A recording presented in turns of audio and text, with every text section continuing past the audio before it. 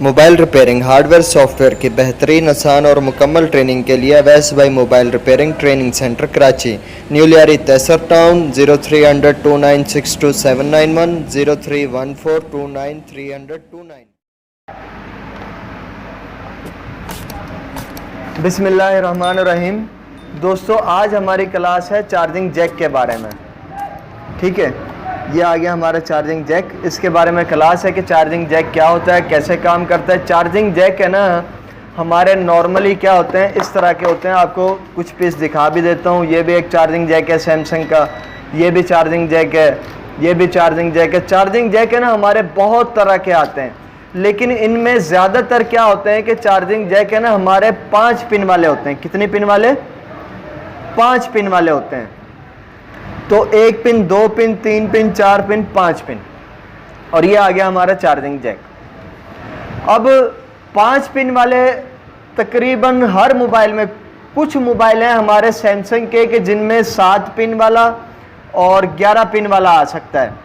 ठीक है, लेकिन सब में आम तौर पे हमारा ये 5 पिन वाला ही जैक आएगा। हर तरह का मोबाइल हो, चाहे किसी भी किस्म का, टच हो, बटनों वाला हो, कोई सी भी कंपनी हो। सैमसंग में भी तकरीबन 5 पिन वाले आते हैं, लेकिन कुछ मोबाइल हैं जैसे सैमसंग S3 का चार्जिंग जैक है, ये 11 पिन वाला है, और ये जो है ये भी 11 पिन वाला है, ये 7 पिन वाला है।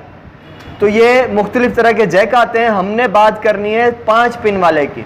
अगर 5 पिन वाला हमारा जो भी जैक है ना, तो 5 पिन वाला मैं जैक को आपको निकाल के भी दिखा देता हूँ। ये है जी हमारा 5 पिन वाला जैक। कितने पिन वाला है?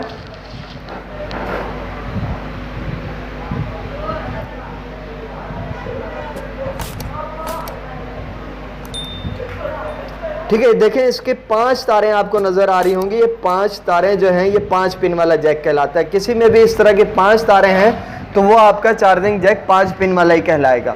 अब 5 पिन वाला हमारा कोई सा भी जैक हो ना, उसमें जो साइडों वाली पिनें होंगी ये माइनस प्लस होंगी। अगर इधर वाली प्लस है तो इधर वाली माइनस होगी। ठीक है, और अगर इधर वाली माइनस है तो इधर वाली प्लस होगी। सेंटर में जो 3 तारें बचेंगी ना, ये वाली 3 तारें, इनमें क्या होगा कि एक डेटा प्लस होगी और एक डेटा माइनस होगी। एक डेटा प्लस होगी और एक डेटा माइनस होगी। डेटा प्लस डेटा माइनस ये रीडिंग ही शो करेंगे एज अ, जैसे सिंपल माइनस जो होता है हमारे पास रीडिंग देता है, ऐसे ही डेटा प्लस और डेटा माइनस दोनों रीडिंग ही देंगे। लेकिन हमें सबसे ज़्यादा ज़रूरी होता है ये प्लस और माइनस को चेक करना। तो जो प्लस कनेक्शन होगा ये भी मीटर के ज़रिए हमें रीडिंग देगा। ठीक है, और जो माइनस कनेक्शन होगा ये ओहम पर 0 दे देगा और कंटिन्यूटी पर भी बजा देगा। तो हमें अगर किसी भी चार्जिंग जैक का माइनस का करंट मिल गया कि यार ये बीप बजा रहा है, तो ये 100% प्लस ही होगा। हम दूसरे को खुद ब खुद पहचान जाएंगे। खुद ब खुद नहीं भी पहचानना चाह रहे, हम मीटर के ज़रिए पहचान सकते हैं। मीटर से जैसे इसको चेक किया, इसको भी चेक कर सकते हैं।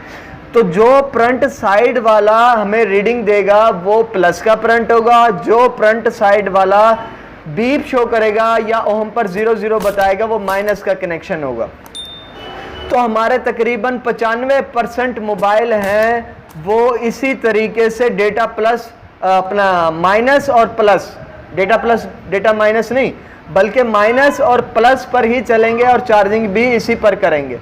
लेकिन हमारे मोटरोला कंपनी के टच मोबाइल कुछ ऐसे आएंगे कि उनको चार्जिंग के लिए हमें डेटा प्लस डेटा माइनस की भी ज़रूरत पड़ती है, और एक इनमें होता है खाली फ्रंट। ये अगर उड़ भी जाए, ख़राब भी हो जाए, तो इसकी कोई टेंशन नहीं होती।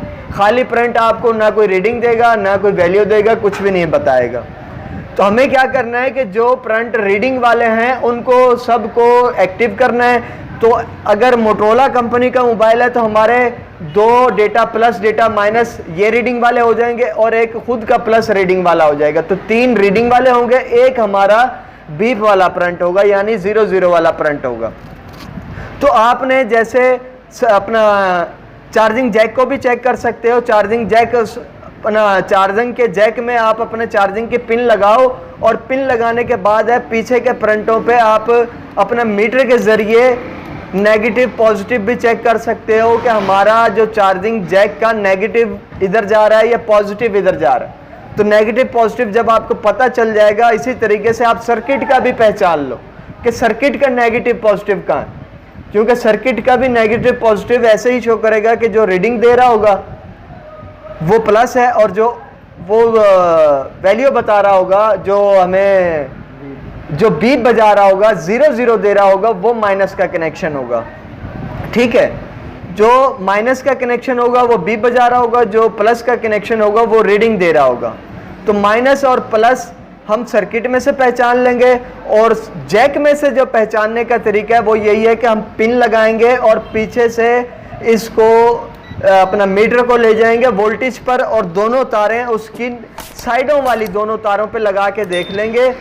बिलफर्ज में मैंने चार्जिंग जैक लगा दिया, और इसी तरीके से अपना मीटर को भी मैं ले गया डीसी वोल्टेज पर, और इन साइडों वाली जो 2 पिनें होंगी हमारी चार्जिंग जैक की, उन पर लगा कर देखेंगे कि वो हमें करंट शो करेगा। और करंट शो करने के बाद इधर अगर डीसी के नीचे माइनस का निशान आ रहा है तो समझो ये उल्टा करंट बता रहा है। जैसे ये मेरे पास एक बैटरी है, इसका मैं करंट चेक करूं तो अब ये करंट बता रहा है और सीधा सीधा करंट बता रहा है, माइनस का निशान इसके साथ नहीं आ रहा, डीसी के साथ माइनस का निशान नहीं आ रहा। अगर मैं इसी को उल्टा करके लगा दूंगा करंट चेक करते वक्त, तो ये अब देखें माइनस के साथ डीसी का निशान आ रहा है। और माइनस के साथ अगर डीसी का निशान आ रहा है तो इसका मतलब है आपकी ये जो प्रॉब है ना, जहाँ से आप करंट इसका चेक कर रहे हो, ये उल्टी लग गई है, उल्टी लग गई है। तो ये जहाँ मैंने लगाई हुई है ना प्लस की प्रॉब, ये कौन सी है, ये माइनस है।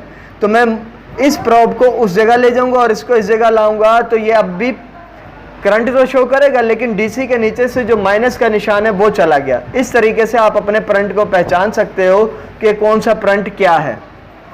बाकी रह गई बात 7 पिन और 11 पिन वाला। 7 पिन और 11 पिन वाले में आपको जो प्लस और माइनस के कनेक्शन एक से ज़्यादा मिलते हैं, उनमें आपको चेकिंग की ज़रूरत नहीं है, बल्कि जिस तरह जो करंट आए हुए हैं ना, आपको उसमें नेगेटिव पॉजिटिव भी आगे पीछे नहीं हो सकता।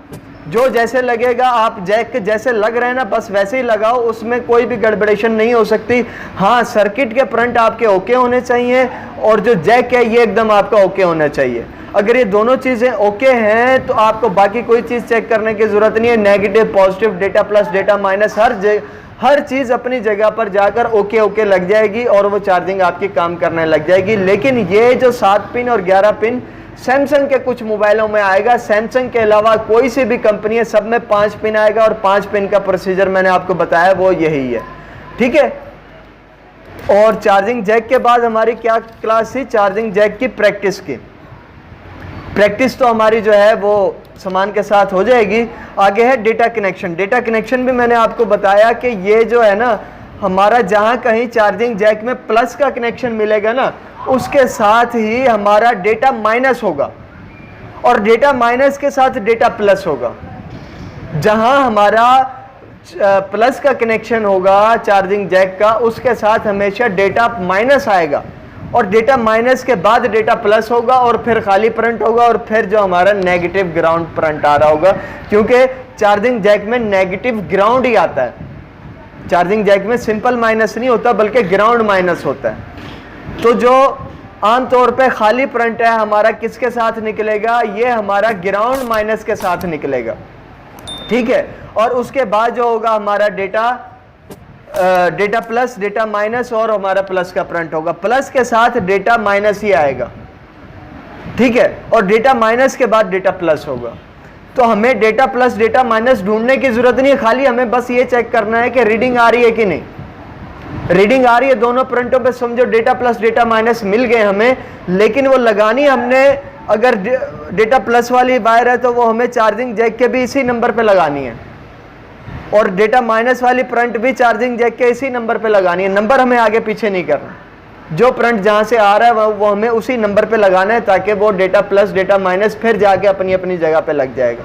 और जब अपनी अपनी जगह पे लग जाएगा तो मोटरोला कंपनी के भी जो मोबाइल हैं वो चार्जिंग भी करेंगे और अपना डेटा केबल, सॉफ्टवेयर, फ्लैशिंग सब काम करेंगे। और अगर सादे मोबाइल में भी हमें फ्लैशिंग या डेटा ट्रांसफ़र वगैरह की ज़रूरत पड़ती है तो उसमें भी हमें चार्जिंग के अलावा डेटा प्लस डेटा माइनस की ज़रूरत पड़ेगी, क्योंकि उसमें भी अगर हमने चार्जिंग तो कर जाएंगे आम छोटे जो मोबाइल हैं, और जो मोटरोला कंपनी के अलावा टच मोबाइल भी हैं, वो चार्जिंग तो कर जाएंगे, लेकिन क्या होगा कि वो कंप्यूटर से कनेक्ट नहीं होंगे, फ्लैशिंग नहीं कर पाएंगे, डेटा ट्रांसफ़र नहीं कर पाएंगे। तो उसके लिए हमें डेटा प्लस डेटा माइनस की भी लाजमी ज़रूरत पड़ती है। ठीक है जी, आगे है हमारी क्लास चार्जिंग आईसी की। चार्जिंग आईसी की क्लास जो है, इसके बारे में मैं आपको बता दूं कि चार्जिंग आईसी है ना, हमारा कोई भी चाइना का मोबाइल है तो उसकी चार्जिंग आईसी हमें कहाँ मिलेगी? हमारा चार्जिंग जो जैक होगा ना, चार्जिंग जैक के आसपास ही कोई छोटी सी इतने साइज की या इससे भी छोटी कोई आईसी लगी हुई होगी, वो उसकी होगी चार्जिंग आईसी। अब ये जो मोबाइल है, ये चार्जिंग जैक लगा हुआ है, इसके मेमोरी कार्ड जैक के नीचे ये जो छोटी सी आईसी लगी हुई है, ये इसकी चार्जिंग आईसी है। ठीक है, ये इसके नीचे लगी हुई है। और एक और मैं मोबाइल उठा लूं यहाँ से, ये वाला, तो इसकी चार्जिंग आईसी अगर हम देखें तो इसकी चार्जिंग आईसी कहाँ लगी हुई है?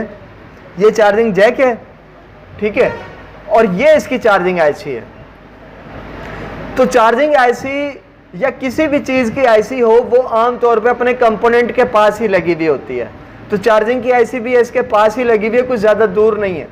ठीक है, इस आईसी को आप निकालोगे, चार्जिंग भी ये रुक जाएगा, चार्जिंग नहीं करेगा।